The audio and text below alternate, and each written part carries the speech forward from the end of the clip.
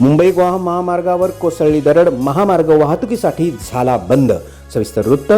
मुसळधार पावसाच्या 2 दिवसाच्या आक्रमणामुळे कशेडी घाट अर्थात मुंबई गोवा महामार्ग बंद पडला आहे. खेड तालुक्यातील कशेडी घाट या ठिकाणी रात्री सुमारे 2:30च्या सुमारास मोठ्या प्रमाणात दरड कोसळल्यामुळे हा मार्ग बंद झाला आहे.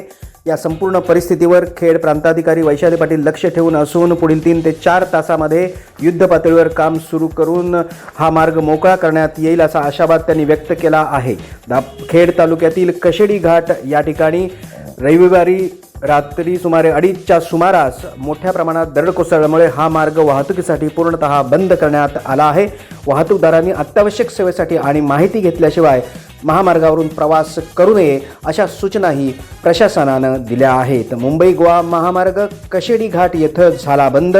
दरड कोसळल्यामुळे हा मार्ग बंद झाला असून पुढील 3 ते 4 तासात मार्ग मोकळा होण्याचा आशावाद खेडच्या प्रांताधिकारी वैशाली पाटील यांनी व्यक्त केला आहे. विशेष प्रतिनिधी सलीम रकांगणे, प्रशांत परांजपेसह निवेदिता, फास्ट न्यूज, कशेडी घाट आणि दापोली.